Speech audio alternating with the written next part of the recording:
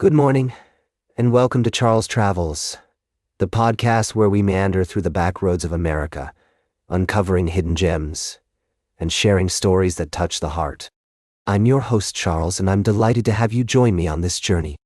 As we begin our travels today, let's take a detour to the north side of Melbourne, Australia, where a popular spot has caught my attention. Thin Slizzy, a late-night musso pizza joint in Collingwood, is serving up more than just delicious pies. They're dishing out puns and good times. Imagine walking into a cozy, music-filled venue where the aroma of freshly baked crust and melting cheese fills the air. The menu reads like a playlist of cleverly named pizzas, Prawn of the Dead, Mia Italica, and 4 cheeses of the apocalypse. It's clear that the folks at Thin Slizzy don't take themselves too seriously, but they're dead serious about serving up flavorful food. On Wednesdays, penny pinchers can rejoice, as select pizzas are just $20, cocktails are $12, and pints of Bodrigi's Stingrays, draft, are $10. It's a night to gather with friends, enjoy some fantastic food, and soak up the lively atmosphere. As I imagine the scene, I'm reminded of the importance of taking time to appreciate the simple pleasures in life. A great pie, good company, and a side of humor. As we explore the world, one story at a time, we're reminded that it's often the unsung heroes and hidden gems that make travel so rewarding. The people, the places, and the experiences they offer are what make our journeys truly unforgettable. We'll be right back with more fascinating travel adventures on Charles Travels. Welcome back to Charles Travels, dear listeners. We're exploring the world, one fascinating tale at a time.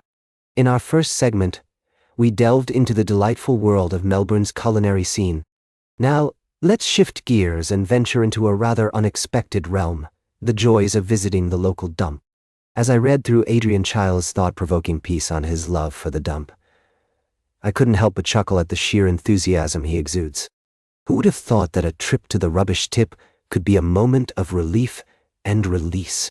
And yet, as I reflected on my own experiences, I realized that there's indeed something therapeutic about shedding the weight of our worldly possessions. Adrian's description of his local dump in Swansea, Wales is nothing short of poetic. The symphony of efficiency that unfolds before him, with smartly lined-up containers and friendly staff, is a testament to the often overlooked beauty of these spaces. It's as if the very act of letting go of our unwanted items becomes a communal experience, bringing people together in a shared sense of liberation. As I pondered Adrian's words, I began to wonder, what is it about visiting the dump that brings us such joy? Is it the freedom from the burden of our possessions? Or perhaps the thrill of making space for new acquisitions? Or might it be something deeper, a symbolic release from the weight of our responsibilities and worries? Whatever the reason, Adrian's love letter to the dump has inspired me to re-examine my own relationship with waste and consumption. As we navigate the complexities of modern life, it's refreshing to find solace in the unlikeliest of places, the local tip. So, dear listeners, the next time you're faced with a trip to the dump, I encourage you to approach it with an open mind and a sense of curiosity. You might just discover that, like Adrian, you too can find a strange sort of bliss in the act of letting go. Stay tuned for our final story of the day, right here on Charles Travels. Welcome back to Charles Travels. As we wrap up our journey today, I'd like to take you to a place that might seem unexpected, the office. Now, I know what you're thinking. The office isn't exactly a travel destination, but bear with me, because this story is about the people who make the office a place worth going to. As we've been exploring the changing landscape of work, one thing has become clear.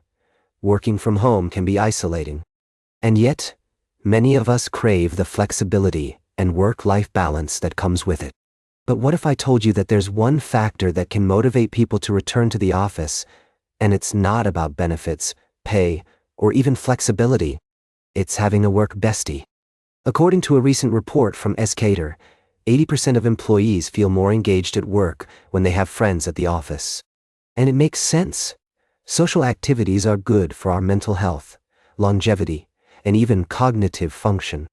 As Dr. Andrew Budson, a neurologist, puts it, social activities cause us to use our brains more than almost any other activity. Now, I know some of you might be thinking, but Charles, I love working from home. I can wear my pajamas and avoid the commute. And I get it, those are definite perks. But the truth is, remote work can be isolating. And it's harder to build relationships with our colleagues when we're not physically present. The report found that only 43% of remote employees reported having close work friends, compared to 69% of office and hybrid workers.